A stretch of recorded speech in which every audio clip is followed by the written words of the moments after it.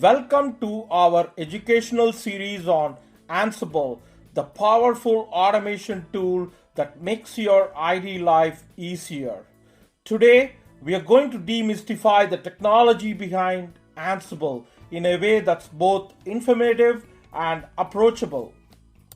Imagine you have a number of servers in your environment that you would like to restart in a particular order. Some of them are web servers and others are database servers. So you would like to power down the web servers first, followed by the database servers, then power up the database servers and then the web servers. Does it sound confusing? Yes! With Ansible, all these can be simplified. Let's start with the basics. Ansible is a Python-based open source command line tool for IT automation developed by Red Hat.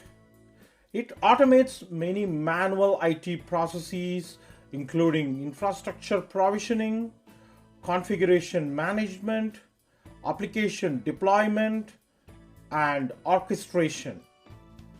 At the heart of Ansible is its agentless architecture. Unlike some other automation tools, Ansible doesn't require any agents to be installed on the target systems. Instead, it uses SSH to communicate with and manage remote servers. This means Ansible is lightweight, scalable, and easy to set up. The management node is the controlling node that controls the whole execution of the playbook and the node from which you run the installation.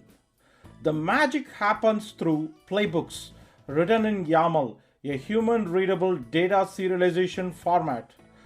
Playbooks define a set of tasks and the target hosts on which those tasks should be executed. Within the playbooks, you use modules which are pre-built scripts that carry out specific actions.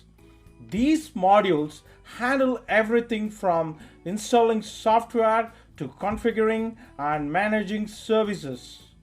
Playbook on the screen has two plays. One of the play contains tasks to update the Apache web server to the latest.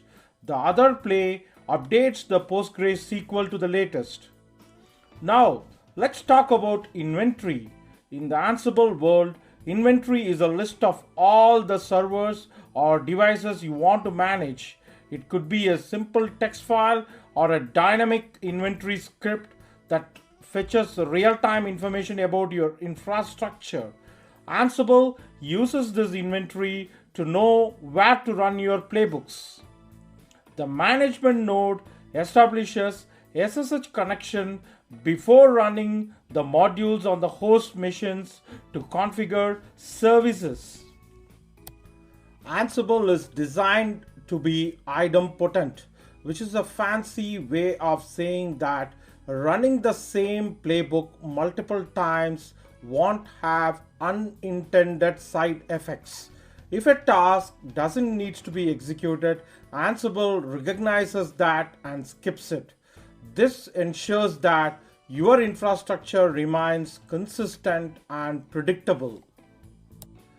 Ansible plays well with other tools. It integrates seamlessly with popular tools and services, allowing you to incorporate it into your existing workflows. Plus, Ansible is extensible.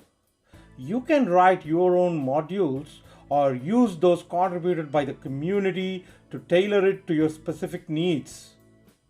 In the next set of Ansible educational videos, we will deep dive into creating custom modules, creating custom Ansible roles, plugins, Ansible collections, and much more.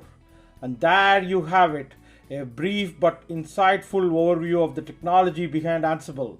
Thanks for joining us today and happy automation.